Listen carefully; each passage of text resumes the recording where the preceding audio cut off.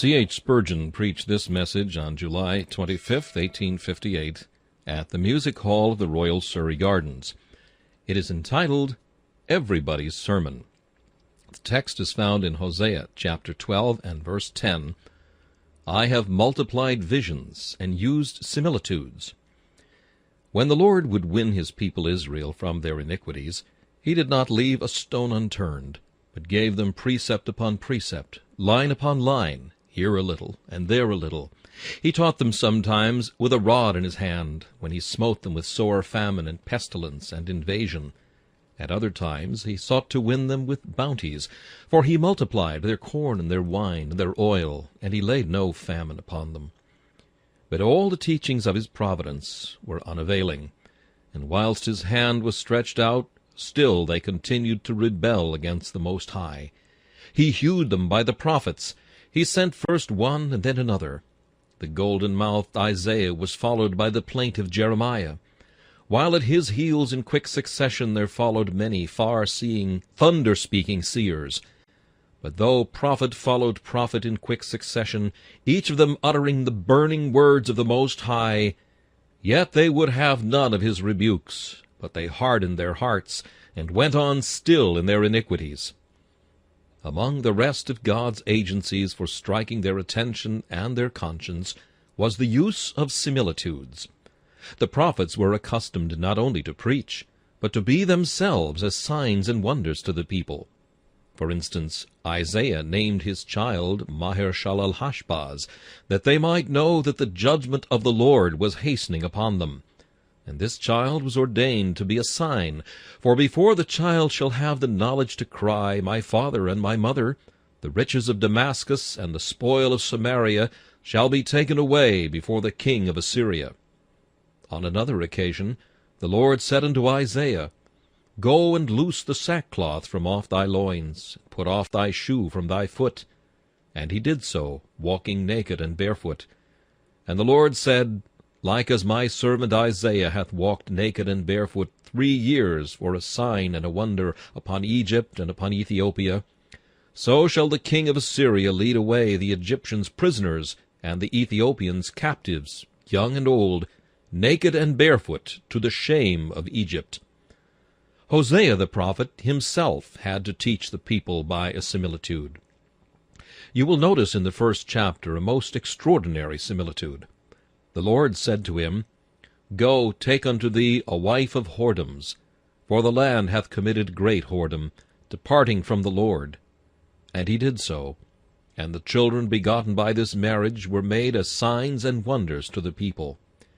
As for his first son, he was to be called Jezreel, for yet a little while, and I will avenge the blood of Jezreel upon the house of Jehu. As for his daughter, she was to be called Lo-ruhamah, for I will no more have mercy upon the house of Israel, but I will utterly take them away. Thus, by divers significant signs, God made the people think. He made his prophets do strange things, in order that the people might talk about what he had done, and then the meaning which God would have them learn should come home more powerfully to their consciences, and be the better remembered. Now it struck me that God is every day preaching to us by similitudes. When Christ was on earth, he preached in parables, and though he is in heaven now, he is preaching in parables today. Providence is God's sermon. The things which we see about us are God's thoughts and God's words to us. And if we were but wise, there is not a step that we take which we should not find to be full of mighty instruction. O ye sons of men, God warns you every day by his own word. He speaks to you by the lips of his servants, his ministers. But besides this, by similitudes he addresses you at every time. He leaves no stone unturned to bring his wandering children to himself, to make the lost sheep of the house of Israel return to the fold. In addressing myself to you this morning, I shall endeavor to show how every day and every season of the year, in every place and in every calling which you are made to exercise, God is speaking to you by similitudes. Every day God speaks to you by similitudes. Let us begin with the early morning. This morning you awakened, and you found yourselves unclothed, and you began to array yourselves in your garments. Did not God, if you would but have heard him, speak to you by similitude? Did he not as much as say to thee, Sinner, what will it be when thy vain dreams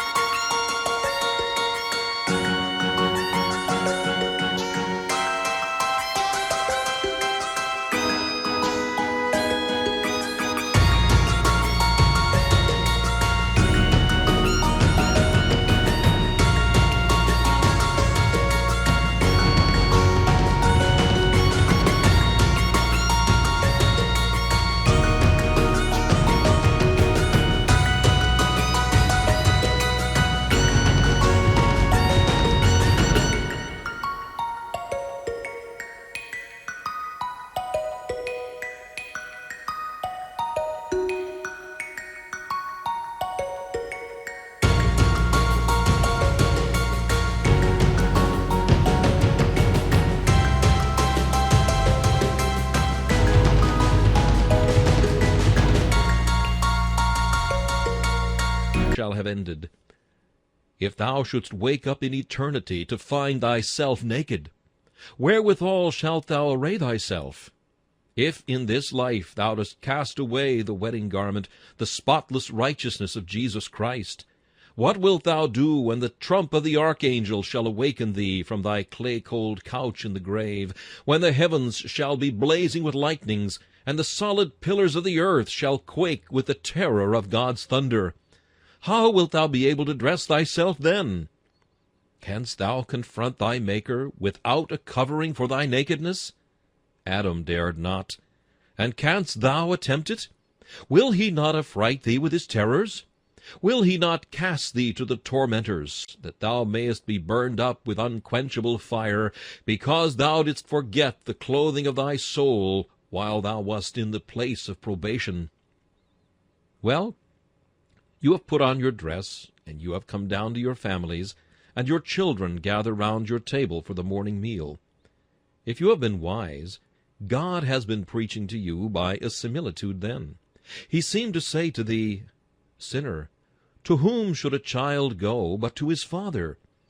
And where should be his resort when he is hungry but to his father's table? And as you feed your children, if you had an ear to hear, the Lord was speaking to you and saying, How willingly would I feed you!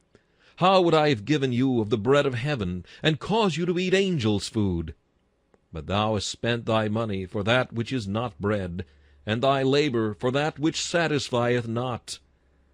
Hearken diligently unto me, and eat ye that which is good. Let thy soul delight itself in fatness. Did he not stand there as a father, and say, Come, my child, come to my table. The precious blood of my Son has been shed to be thy drink, and he has given his body to be thy bread. Why wilt thou wander hungry and thirsty? Come to my table, O my child, for I love my children to be there, and to feast upon the mercies I have provided. You left your home, and you went to your business. I know not in what calling your time was occupied. Of that we will say more before we shall have gathered up the ends of your similitudes this morning. But you spend your time in your work, and surely, beloved, all the time that your fingers were occupied, God was speaking to your heart, if the ears of your soul had not been closed, so that you were heavy and ready to slumber and could not hear his voice.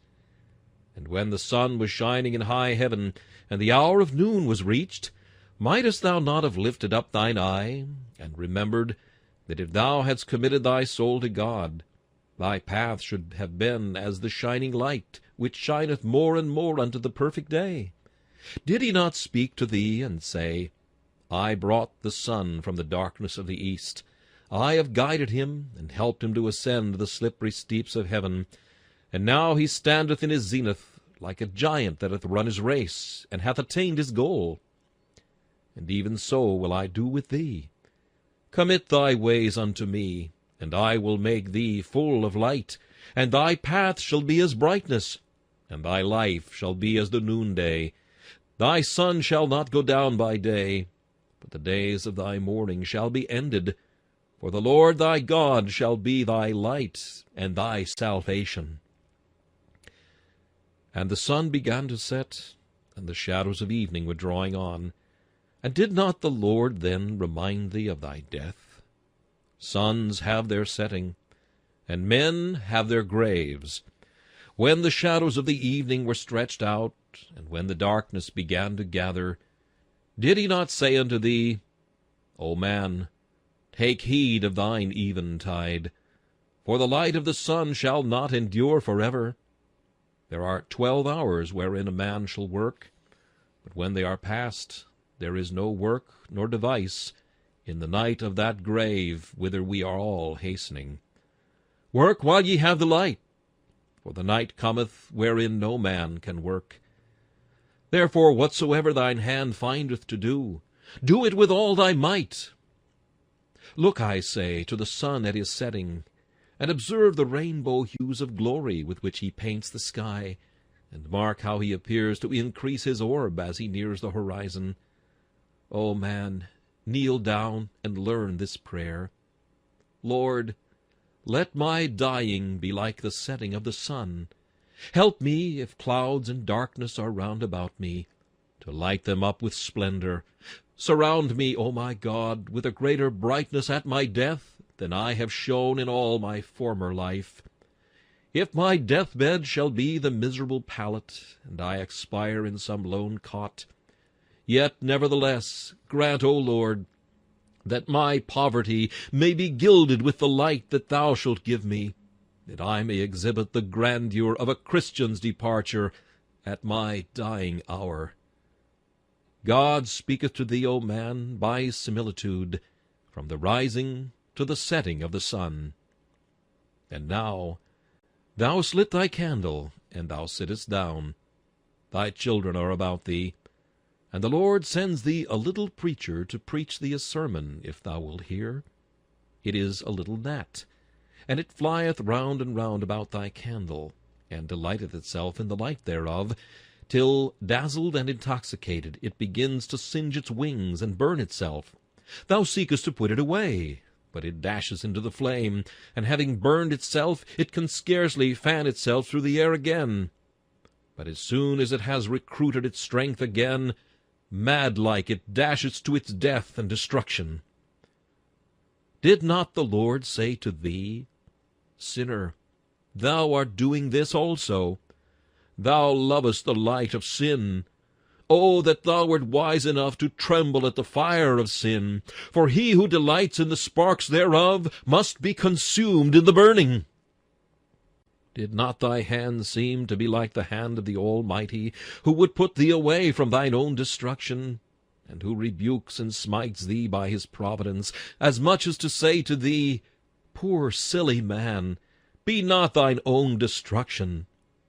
And whilst thou seest perhaps with a little sorrow the death of the foolish insect, might not that forewarn thee of thine awful doom, when after having been dazzled with the giddy round of this world's joys, thou shalt at last plunge into the eternal burning, and lose thy soul so madly for nothing but the enjoyments of an hour? Doth not God preach to thee thus? And now it is time for thee to retire to thy rest. Thy door is bolted, and thou hast fast closed it.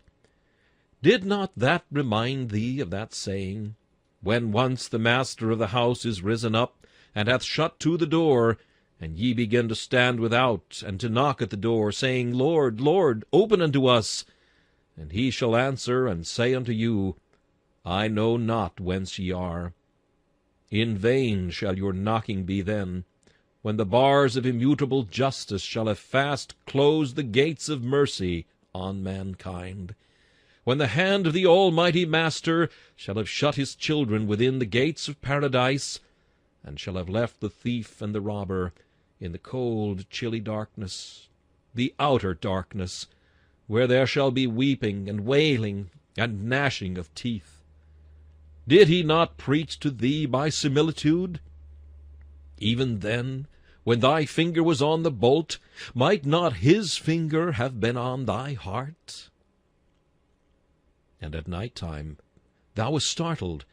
The watchman in the street awoke thee with the cry of the hour of the night, or his tramp along the street.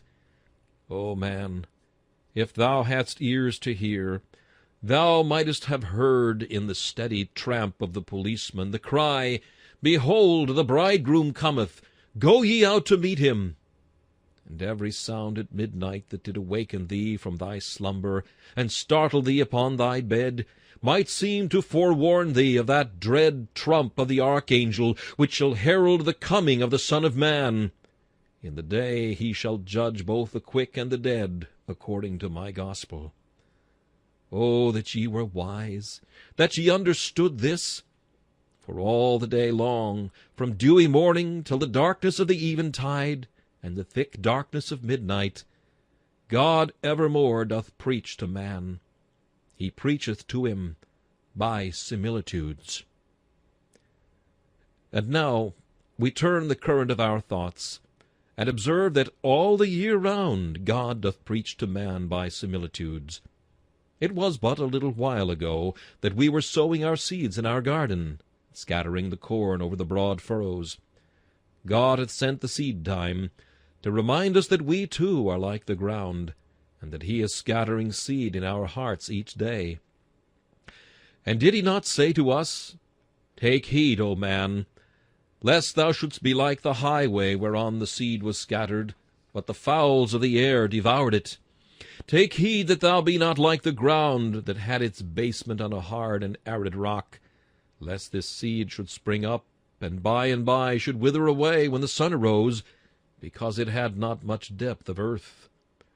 And be thou careful, O son of man, that thou art not like the ground where the seed did spring up, but the thorns sprang up and choked it.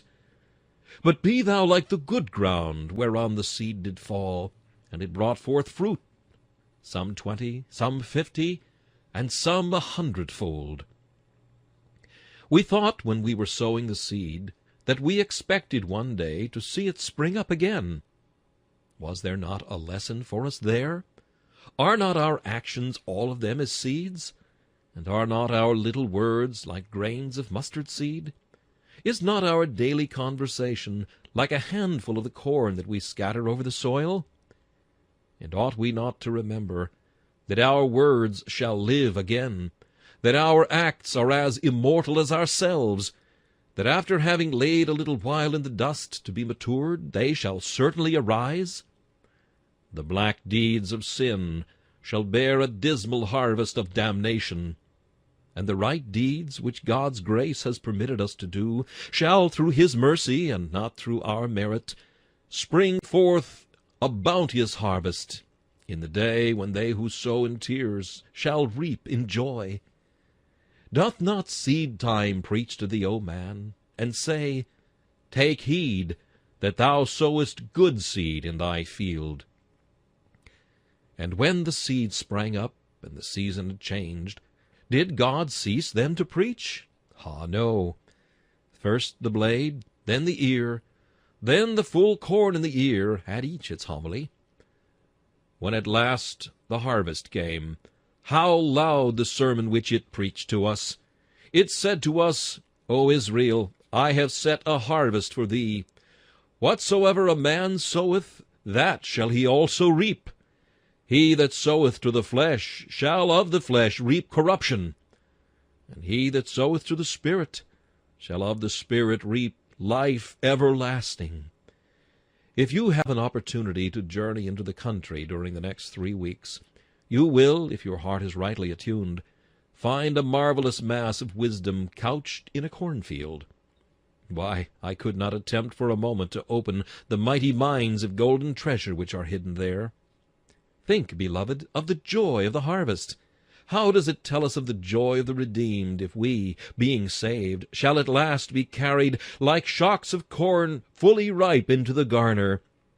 Look at the ear of corn when it is fully ripe, and see how it bendeth toward the earth. It held its head erect before, but in getting ripe, how humble does it become? And how does God speak to the sinner, and tell him that if he would be fit for the great harvest, he must drop his head and cry, Lord, have mercy upon me, a sinner. And when we see the weeds spring up amongst the wheat, have we not our Master's parable over again of the tares among the wheat? And are we not reminded of the great day of division, when he shall say to the reaper, Gather first the tares, and bind them in bundles to burn them, but gather the wheat into my barn. O yellow field of corn, thou preachest well to me, for thou sayest to me, the minister, Behold, the fields are ripe already to the harvest. Work thou thyself. Pray thou the Lord of harvest to send forth more laborers into the harvest. And it preaches well to thee, thou man of years. It tells thee that the sickle of death is sharp, and that thou must soon fall. But it cheers and comforts thee, for it tells thee that the wheat shall be safely housed, and it bids thee hope that thou shalt be carried to thy Master's garner, to be his joy and his delight forever. Hark, then, to the rustling eloquence of the yellow harvest. In a very little time, my beloved, you will see the birds congregated upon the housetops in great multitudes, and after they have whirled round and round and round, as if they were taking their last sight of old England, or rehearsing their supplications before they launched away, you will see them, with their leader in advance, speed across the purple sea to live in sunnier climes, while winter's cold hand shall strip their native woods. And doth not God seem to preach to you, sinners, when these birds are taking their flight? Do you not remember how he himself puts it? Yea, the stork in heaven knoweth her appointed times, and the turtle, and the crane, and the swallow observe the time of their coming. But my people know not the judgment of the Lord. Doth he not tell us that there is a time of dark winter coming upon this world, a time of trouble, such as there has been none like it, neither shall be any more, a time when all the joys of sin shall be nipped and frostbitten, and when the summer of man's estate shall be turned into the dark winter of his disappointment? And does he not say to you, Sinner, fly away, away, away to the goodly land where Jesus dwells, away from self and sin, away from the city of destruction, away from the whirl of pleasures, and from the tossing to and fro of trouble? Haste thee like a bird to its rest. Fly thou across the sea of repentance and faith, and build thy nest in the land of mercy, that when the great day of vengeance shall pass o'er this world, thou mayest be safe in the clefts of the rock. I remember well how once God preached to me by a similitude in the depth of winter. The earth had been black, and there was scarcely a green thing or a flower to be seen. As you looked across the field, there was nothing but blackness, bare hedges and leafless trees, and black, black earth wherever you looked. On a sudden God spake, and unlocked the treasures of the snow, and white flakes descended until there was no blackness to be seen, and all was one sheet of dazzling whiteness. It was at that time that I was seeking the Savior, and it was then I found him. And I remember well that sermon which I saw before me. Come now, and let us reason together. Though your sins be as scarlet, they shall be as snow. Though they be red like crimson, they shall be whiter than wool. Sinner, thy heart is like that black ground. Thy soul is like that black tree and hedgerow, without leaf or blossom. God's grace is like the white snow. It shall fall upon thee, till thy doubting heart shall glitter in whiteness of pardon, and thy poor black soul shall be covered with the spotless purity of the Son of God. He seems to say to you, Sinner, you are black, but I am ready to forgive you. I will wrap thy heart in the ermine of my Son's righteousness, and with my Son's own garments on, thou shalt be holy as the Holy One. And the wind of today, as it comes howling through the trees, many of which have been swept down, reminds us of the Spirit of the Lord, which bloweth where it listeth, and when it pleaseth. And it tells us to seek earnestly after that divine and mysterious influence which alone can speed us on our voyage to heaven, which shall cast down the trees of our pride, and tear up by the roots the goodly cedars of our self-confidence, which shall shake our refuges of lies about our ears, and make us look to him who is the only covert from the storm, the only shelter, when the blast of the terrible ones is as a storm against the wall. Aye, and when the heat is coming down, and we hide ourselves beneath the shadow of the tree, an angel standeth there and whispereth, Look upwards, sinner, as thou hidest thyself from the burning rays of Saul beneath the tree. So there is one who is like the apple tree among the trees of the wood, and he bids thee come and take shadow beneath his branches, for he will screen thee from the eternal vengeance of God, and give thee shelter when the fierce heat of God's anger shall beat upon the heads of wicked men. And now again, every place to which you journey, every animal that you see, every spot you visit, has a sermon for you. Go into your farmyard, and your ox and your ass shall preach to you. The ox knoweth his owner, and the ass his master's crib. But Israel doth not know, my people doth not consider. The very dog at your heels may rebuke you. He follows his master. A stranger will he not follow, for he knows not the voice of a stranger. But ye forsake your God, and turn aside unto your crooked ways. Look at the chicken by the side of yonder pond, and let it rebuke your ingratitude. It drinks, and every sip it takes, it lifts its head to heaven, and thanks the giver of the rain for the drink afforded to it. While thou eatest and drinkest, and there is no blessing pronounced at thy meals, and no thanksgiving bestowed upon thy Father for his bounty. The very horse is checked by the bridle, and the whip is for the ass. But thy God hath bridled thee by his commandments, and he hath chastened by his providence. Yet art thou more obstinate than the ass or the mule. Still thou wilt not run in his commandments, but thou turnest aside, wilfully and wickedly following out the perversity of thine own heart. Is it not so? Are not these things true of you? If you are still without God and without Christ, must not these things strike your conscience? Would not any one of them lead you to tremble before the Most High, and beg of him that he would give you a new heart and a right spirit, and that no longer you might be as the beasts of the field, but might be a man full of the divine Spirit, living in obedience to your Creator. And in journeying you have noticed how often the road is rough with stones, and you have murmured because of the way over which you have to tread. And you have not thought that those stones were helping to make the road better, and that the worst piece of road, when mended with hard stones, would in time become smooth and fit to travel on? And did you think how often God has mended you? How many stones of affliction he has cast upon you? How many wagon loads of warnings you have had spread out upon you? And you have been none the better, but have only grown worse. And when he comes to look on you to see whether your life has become smooth, whether the highway of your moral conduct has become more like the King's highway of righteousness, how might he say, Alas, I have repaired this road, but it is none the better.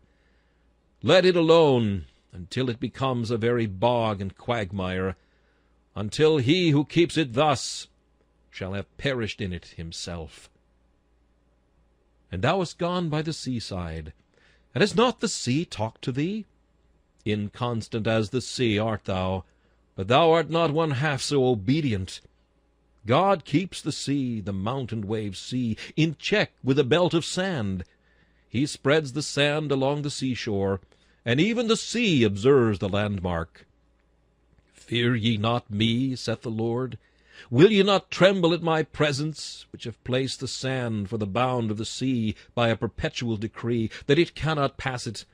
Though the waves thereof toss themselves, yet can they not prevail. Though they roar, yet can they not pass over it. It is so. Let thy conscience prick thee. The sea obeys him from shore to shore, and yet thou wilt not have him to be thy God. But thou sayest, Who is the Lord, that I should fear him? Who is Jehovah, that I should acknowledge his sway? Hear the mountains and the hills, for they have a lesson. Such is God. He abideth forever. Think not that he shall change. And now, sinner, I entreat thee to open thine eyes as thou goest home today. And if nothing that I have said shall smite thee, perhaps God shall put into thy way something that shall give thee a text, from which thou mayest preach to thyself a sermon that never shall be forgotten. Oh, if I had but time, and thought, and words, I would bring the things that are in heaven above, and in the earth beneath, and in the waters under the earth, and I would set them all before thee, and they should every one give their warning before they had passed from thine inspection. And I know that their voice would be, Consider the Lord thy Creator, and fear and serve him, for he hath made thee, and thou hast not made thyself. We obey him, and we find it is our beauty to be obedient, and our glory ever to move according to his will. And thou shalt find it to be the same. Obey him while thou mayest, lest haply, when this life is over, all these things shall rise up against thee, and the stone in the street shall clamor for thy condemnation, and the beam out of the wall shall bear witness against thee, and the beasts of the field shall be thine accusers, and the valley and hill shall begin to curse thee. O man, the earth is made for thy warning. God would have thee to be saved. He hath set handposts everywhere in nature and in providence, pointing thee the way to the city of refuge. And if thou art but wise, thou needest not miss thy way. It is but thy wilful ignorance and thy neglect that shall cause thee to run on in the way of error. For God hath made the way straight before thee, and given thee every encouragement to run therein. And now, lest I should weary you, I will just notice that every man in his calling has a sermon preached to him. The farmer has 1,000 sermons. I have brought them out already. Let him open wide his eye, and he shall see more. He need not go an inch without hearing the song of angels and the voice of spirits wooing him to righteousness. For all nature round about him has a tongue given to it, when a man has an ear to hear. There are others, however, engaged in a business which allows them to see but very little of nature. And yet even there God has provided them with a lesson. There is the baker who provides us with our bread. He thrusts his fuel into the oven, and he causes it to glow with heat, and puts bread therein. Well may he, if he be an ungodly man, tremble as he stands at the oven's mouth, for there is a text which he may well comprehend as he stands there. For the day cometh that shall burn as an oven, and all the proud and they that do wickedly shall be as stubble, they shall be consumed. Men ingather them in bundles, and cast them into the fire, and they are burned. Out of the oven's mouth comes a hot and burning warning, and the man's heart might melt like wax within him, if he would but regard it. Then see the butcher. How doth the beast speak to him? He sees the lamb almost lick his knife, and the bullock goes unconsciously to the slaughter. How might he think every time that he smites the unconscious animal who knows nothing of death, of his own doom?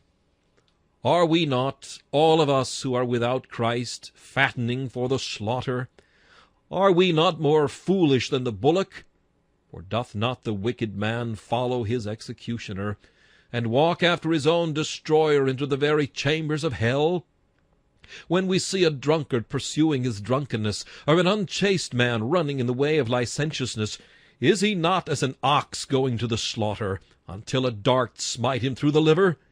Hath not God sharpened his knife, and made ready his axe, that the fatlings of this earth may be killed, when he shall say to the fowls of the air and the beasts of the field, Behold, I have made a feast of vengeance for you, and ye shall feast upon the blood of the slain, and make yourselves drunken with the streams thereof. Ay, butcher, there is a lecture for you in your trade, and your business may reproach you. And ye whose craft is to sit still all day, making shoes for our feet, the lapstone in your lap may reproach you. For your heart perhaps is as hard as that. Have you not been smitten as often as your lapstone, and yet your heart has never been broken or melted?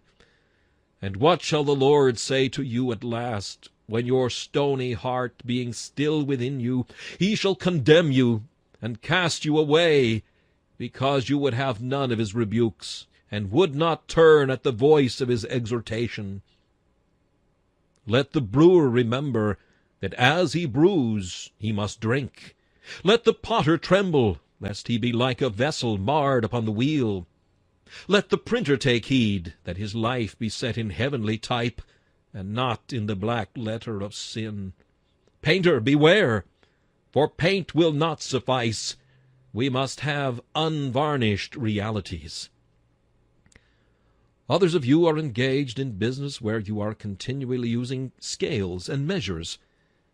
Might not you often put yourselves into those scales?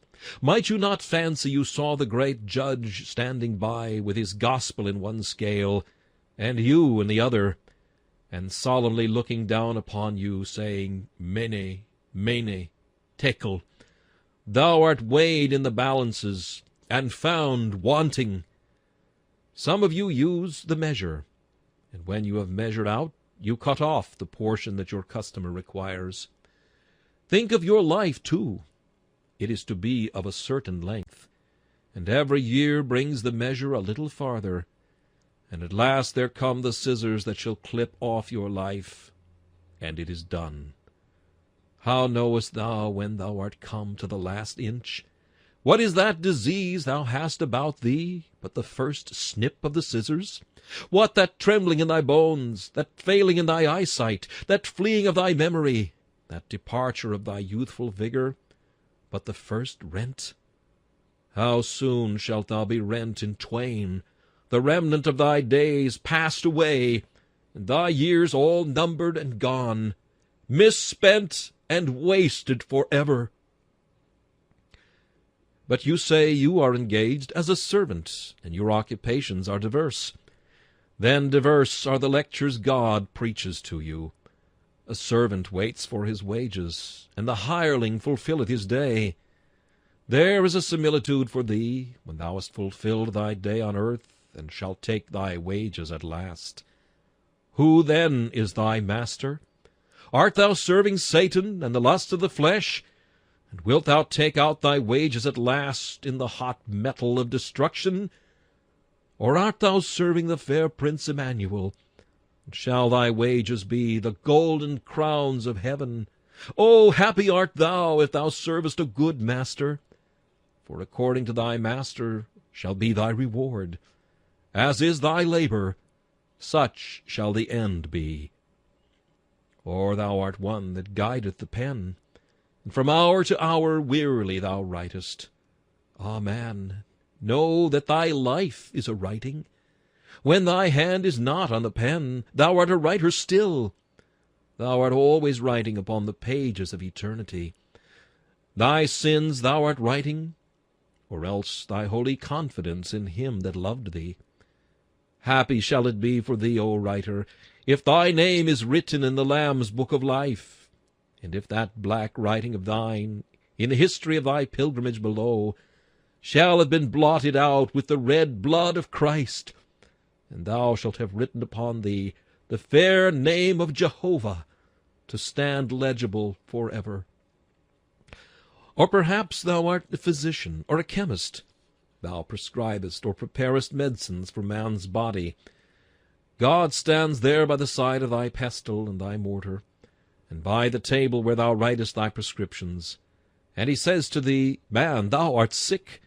I can prescribe for thee.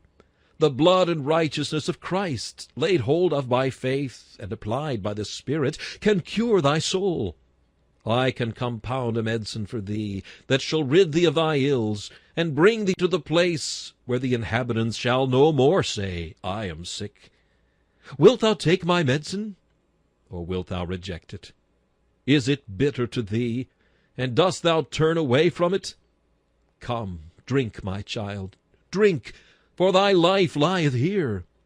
And how shalt thou escape, if thou neglect so great salvation? Do you cast iron, or melt lead, or fuse the hard metal of the mines? Then pray that the Lord may melt thine heart, and cast thee in the mold of the gospel. Do you make garments for men? Oh, be careful that you find a garment for yourself forever. Are you busy in building all day long, laying the stone upon its fellow and the mortar in its crevice? Then remember, thou art building for eternity too. Oh, that thou mayest thyself be built upon a good foundation. Oh, that thou mayest build thereon not wood, hay, or stubble, but gold and silver and precious stones, and things that will abide the fire. Take care, man, lest thou shouldest be God's scaffold, lest thou shouldest be used on earth to be a scaffolding for building his church, and when his church is built, thou shouldst be cast down and burned up with fire unquenchable.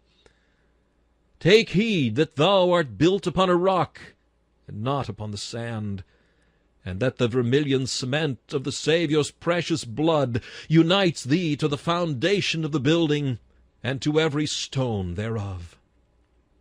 Art thou a jeweler, and dost thou cut thy gem, and polish the diamond from day to day? Would to God thou wouldest take warning from the contrast which thou presentest to the stone on which thou dost exercise thy craft. Thou cuttest it, and it glitters the more thou dost cut it. But though thou hast been cut and ground, though thou hast had cholera and fever, and hast been at death's door many a day, thou art none the brighter, but the duller. For, alas, thou art no diamond. Thou art but the pebble stone of the brook. And in the day when God makes up his jewels, he shall not enclose thee in the casket of his treasures. For thou art not one of the precious sons of Zion, comparable unto fine gold.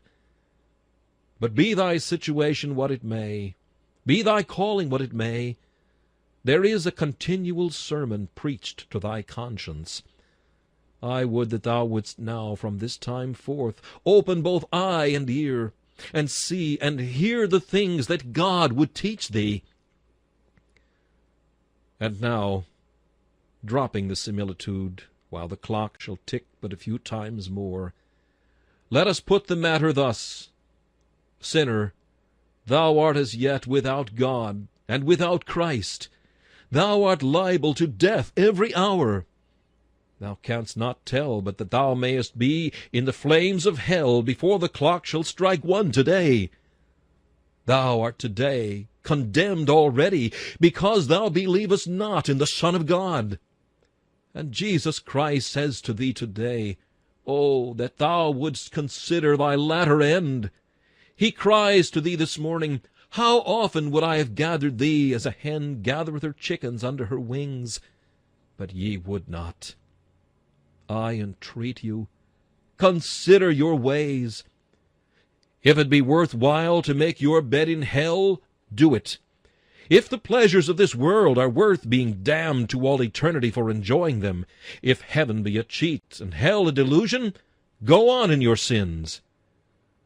But if there be hell for sinners, and heaven for repenting ones, and if thou must dwell a whole eternity in one place or the other, without similitude, I put a plain question to thee. Art thou wise in living as thou dost, without thought, careless and godless? Wouldst thou ask now the way of salvation? It is simply this: believe on the Lord Jesus Christ, and thou shalt be saved. He died. He rose again. Thou art to believe him to be thine. Thou art to believe that he is able to save unto the uttermost them that come unto God by him. But more than that, believing that to be a fact, thou art to cast thy soul upon that fact, and trust to him, sink or swim. Spirit of God, help us each to do this, and by similitude, or by providence, or by thy prophets, bring us each to thyself, and save us eternally, and unto thee shall be the glory. This message, Everybody's Sermon, was preached by Charles Haddon Spurgeon on July 25th, 1858. This is Charles Kelsch inviting you to join me again for another message from the Prince of Preachers. C.H. Spurgeon preached this message on July 25th, 1858, at the Music Hall of the Royal Surrey Gardens. It is entitled, Everybody's Sermon. The text is found in Hosea chapter 12 and verse 10. I have multiplied visions and used similitudes. When the Lord would win his people Israel from their iniquities, he did not leave a stone unturned, but gave them precept upon precept, line upon line, here a little, and there a little. He taught them sometimes with a rod in his hand, when he smote them with sore famine and pestilence and invasion. At other times he sought to win them with bounties, for he multiplied their corn and their wine and their oil, and he laid no famine upon them. But all the teachings of his providence were unavailing, and whilst his hand was stretched out, still they continued to rebel against the Most High. He hewed them by the prophets. He sent first one and then another. The golden-mouthed Isaiah was followed by the plaintive Jeremiah, while at his heels in quick succession there followed many far-seeing, thunder-speaking seers,